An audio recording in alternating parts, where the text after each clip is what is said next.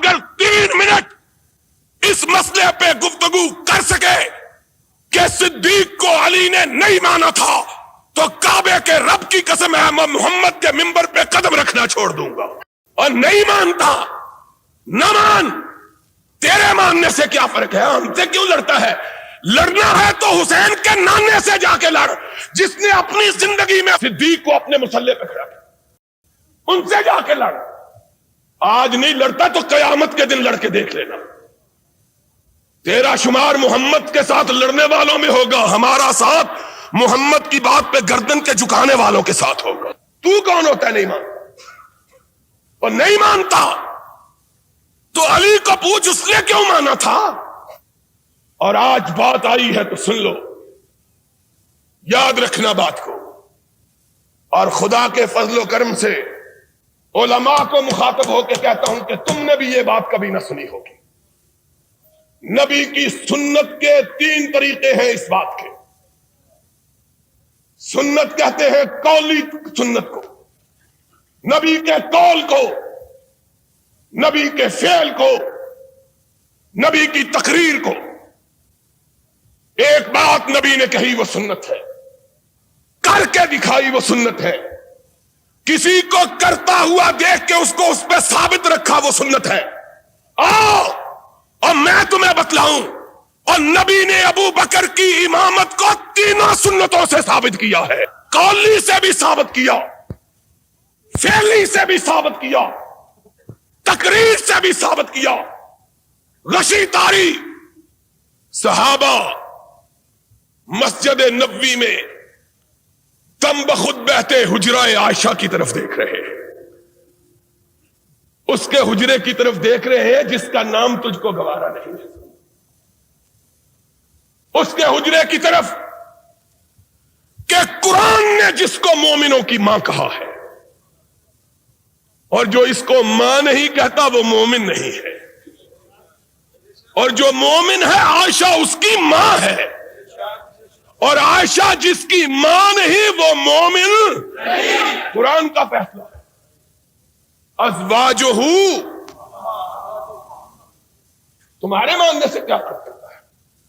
حجرہ عائشہ کی طرف نگاہ کیے ہوئے, اذان ہو چکی, نماز کا وقت آ چکا ہے, کیواڑوں کی طرف نگاہیں لگائے کہ کونین کا تاجدار آئے اور ہماری امامت فرمائے. وقت بیتتا چلا جا رہا. بلال با چشم نم اٹھے, آقا کے دروازے کے قریب ہو کے کہا الصلاۃ الصلاۃ, نماز. اندر سے کوئی آواز نہیں آتی. بلال کی آواز ٹوٹ جاتی ہے, دل شکستہ ہو جاتا ہے. آج اندر سے کوئی آواز نہیں آ رہی, نہ جانے میرے آقا پہ کیا بیت گئی ہے. صحابہ منتظر, آہیں کراہوں میں اور سسکیاں چیخوں میں تبدیل ہونے لگی. اللہ, آج کیا وجہ ہے کہ کونین کا تاجدار ہماری امامت کے لیے نہیں آ رہا؟ سرور کائنات بیماری کے عالم میں اپنے بستر پہ تشریف فرما, امہات المومنین گرد میں بیٹھی ہیں. آقا نے آنکھ کھولی. آقا, صحابہ آپ کی آمد کے منتظر, اور بلال کئی دفعہ آواز دے چکا, صدا دے چکا ہے الصلاۃ. نگاہ اٹھائی, فرمایا مرو ابا بکر فلیصلی بالناس, جاؤ اور فیصلہ آج اسی بات پہ کر لو. کب کہا, کس کو کہا, اور کیا کہا؟ بنو ہاشم کے لوگ موجود ہیں, اپنے داماد موجود ہیں, اپنے چچا کے بیٹے موجود ہیں, عقیل موجود ہے, علی موجود ہے, ابن عباس موجود ہے, فضیل موجود ہے, اور تو اور رسول کا باپ موجود ہے. وہ باپ جس کے متعلق آقا کائنات نے کہا تھا ان عباس امی سن وہ ابھی، عباس میرا چچا ہی نہیں محمد کا باپ بھی ہے۔ اور وہ عباس جب جنگ بدر میں قیدی تھا اور قیدیوں کے ساتھ بنا ہوا تھا تو صحابہ کہتے ہیں ہم نے آقا کے خیمے پہ نگاہ ڈالی، دیکھا کہ آقا کے خیمے سے سسکیوں کی آواز آ رہی ہے۔ لوگ اجازت پا کے حضور میں حاضر ہوئے، یا رسول اللہ آپ اور آپ کی آنکھوں میں آنسو؟ فرمایا میرا چچا عباس قیدیوں میں بندھا ہوا ہے، محمد کو چین کیسے آ سکتا ہے؟ وہ چچا عباس ایمان لا چکا، اسلام قبول کر چکا اور سرور کائنات کے دست مبارک سے خلعت فاخرہ حاصل کر چکا۔ صرف چچا ہی نہیں، بنو ہاشم کا سردار بھی۔ اور کیا کہوں، تمہاری روایات کے مطابق حسن بھی موجود ہے، حسین بھی،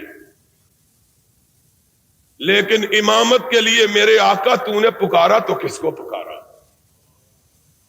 یہ سارے موجود۔